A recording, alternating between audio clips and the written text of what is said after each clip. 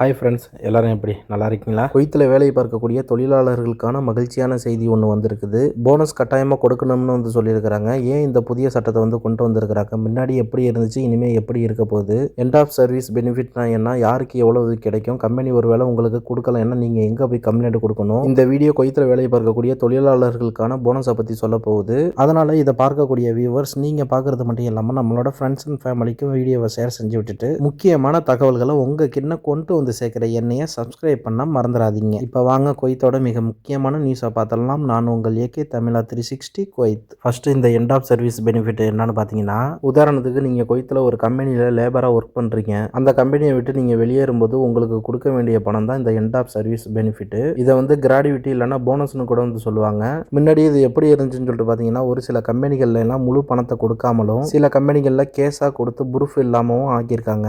ஒரு சிலரை பார்த்தீங்கன்னா 8 வருஷம் இல்லைன்னா 10 வருஷம் சொல்லிட்டு கம்பெனியில் வந்து வேலை பார்த்துருப்பாங்க. அப்படி இருந்தாலும் அவங்களுக்கு குறைவான போனஸை தான் வந்து கொடுத்துருப்பாங்க. ஒரு சில கம்பெனிகள்லாம் வந்து இன்னைக்கு போனஸ் கொடுத்துருவாங்க, நாளைக்கு போனஸ் கொடுத்துருவாங்க இப்படின்னு சொல்லிட்டு லேபர்ஸ்லாம் வந்து ஏமாத்தவும் செஞ்சுருக்கிறாங்க. தொழிலாளர்களால் என்ன பண்ண முடியும்? அவங்க கிட்ட எந்த ஒரு எவிடன்ஸும் கிடையாது, பேங்க் ரெக்கார்டும் இல்லை, கவர்மெண்டோட ரெக்கார்டும் எதுவும் கிடையாது. இதனால ஆயிரக்கணக்கான வெளிநாட்டு தொழிலாளர்கள் ரொம்பவே பாதிக்கப்பட்டாங்கன்னு வந்து சொல்லப்படுது. ஒரு சில கம்பெனிகளில் நடக்கக்கூடிய மோசடிகள் அதிகமாகி வர காரணத்தினாலும், கவர்மெண்ட்டுக்கு கம்ப்ளைண்ட் நிறைய வர காரணத்தினாலையும், பப்ளிக் அத்தாரிட்டி ஆஃப் மேன் பவரில் புகார் மனுக்கள் வந்து அதிகமாக வந்த காரணத்தினாலையும் தற்போது குவைத் அரசு இந்த தெளிவான முடிவை வந்து எடுத்திருக்கிறாங்க. இனிமேல் வேலை பார்க்கக்கூடிய தொழிலாளர்களுக்கு end of service benefit electronic ஃபார்மில் வந்து கட்டாயமாக கொடுக்கணும்னு வந்து சொல்லியிருக்கிறாங்க. இதோட நோக்கம் என்னன்னு பார்த்தீங்கன்னா, டிரான்ஸ்பரன்சியாக இருக்கணும், ப்ரூஃப் இருக்கணும், ஒர்க்கர்ஸுக்கு ப்ரொடக்ஷன் வந்து இருக்கணும். இதனால மோசடிகளை வந்து கண்ட்ரோல் பண்ண முடியும்னு வந்து சொல்லியிருக்கிறாங்க. அதுபோல் பார்த்தீங்கன்னா, கம்பெனிகளும் போனஸை வந்து இனிமேல் வந்து பணமாக கொடுக்கக்கூடாது, பேங்க் டிரான்ஸ்ஃபர் மூலியமாக தான் கொடுக்கணும்னு வந்து சொல்லியிருக்கிறாங்க. அது மட்டும் இல்லாமல் தொழிலாளர்களுக்கு முழு உரிமையும் வந்து கிடைக்க வேண்டும் என்றும், கொடுக்கக்கூடிய போனஸை கவர்மெண்ட் சிஸ்டம்ல அப்டேட் பண்ண வேண்டும் என்றும், இந்த இஓஎஸ் பேமெண்ட் எல்லாம் எலக்ட்ரானிக் ரெக்கார்ட்ல ஸ்டோர் ஆகும் என்றும், இது எல்லாத்தையும் கவர்மெண்ட் எப்பயுமே மானிட்டர் பண்ணிட்டு இருப்பாங்கன்னு வந்து சொல்லியிருக்கிறாங்க.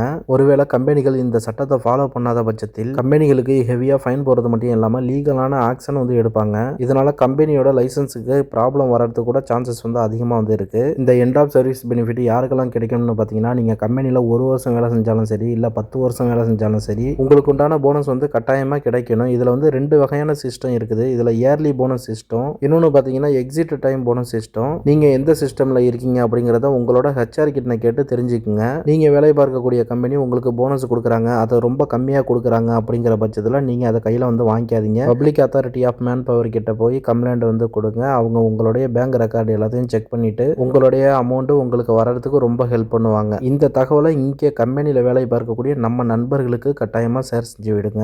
யார் யாருக்கெல்லாம் போனஸ் கொடுக்காம பெண்டிங்கில் இருக்கிறதையும் மறக்காம கீழே கமெண்ட் பண்ணி விடுங்க. இப்போ அடுத்த தகவலை பார்த்தீங்கன்னா, குவைத்தில் வீட்டுக்குள்ளேயே ரெஸ்டாரண்ட் மாதிரி வச்சு நடத்திக்கிட்டு சாப்பாடு விநியோகம் செய்யக்கூடிய நபர்களெல்லாம் வந்து குவைத் காவல்துறையினர் வந்து தற்போது கைது செஞ்சிருக்கிறாங்க. குவைத்தில் லைசன்ஸ் இல்லாமல், ஹெல்த் அப்ரூவல் வந்து இல்லாமல், டாக்ஸ் இல்லாமல் நீங்கள் வந்து ஒரு ரெஸ்டாரண்ட் நடத்துறீங்க அப்படின்னா அது சட்டப்படி வந்து குற்றமாகும். இதனால தான் மினிஸ்ட்ரி என்ன பண்ணுறாங்கன்னா, ஃபுல்லாக வந்து ரைடு பண்ணி அங்கே இருக்கக்கூடிய ஒர்க்கர்ஸ் எல்லாம் வந்து அரெஸ்ட் பண்ணி எக்யூப்மெண்ட் எல்லாத்தையும் சீல் பண்ணுறாங்க. ஸோ காசு சீக்கிரம் சம்பாரிச்சிட்டு ஊரில் போய்ட்டு எப்படியாச்சும் செட்டில் ஆயிடணும் அப்படின்னு சொல்லிட்டு இது மாதிரியான ஆசைகள் எல்லாம் வந்து ஈடுபட்டு தேவையில்லாமல் மாட்டி கேஸை வாங்கி உள்ளர போயிடாதீங்க, அதான் நல்லது. அப்புறம் முக்கியமான செய்தி இதை சொல்கிறதுக்கு வந்து மறந்துட்டேன். சேலரி வந்து உங்களுக்கு கொடுக்கல, சப்போஸ் வந்து போனஸ் வந்து உங்களுக்கு வந்து கொடுக்கல அப்படின்னா வந்து நீங்கள் போலீஸ் ஸ்டேஷனில் போயிட்டு கம்ப்ளைண்ட் பண்ணக்கூடாது. Public authority of man power அங்கே போய் தான் உங்களோட கம்ப்ளைண்ட் வந்து கொடுக்கணும். அப்படிங்கும்போது நீங்கள் போலீஸ் ஸ்டேஷனில் போயிட்டு போராட்டம் ஏதாச்சும் வந்து பண்ணிட்டீங்கன்னா அதுவே வந்து குற்ற செயலில் வந்து ஈடுபட்ட மாதிரி வந்து போயிடும். மேலும் இது போன்ற முக்கியமான தகவல்களை நீங்கள் உடனுக்குடன் தெரிந்து கொள்ள வேண்டும் என்று நினைத்தால் நம்மளை சப்ஸ்கிரைப் பண்ணி ஃபாலோ பண்ண மறந்துடாதீங்க. See you நண்பா.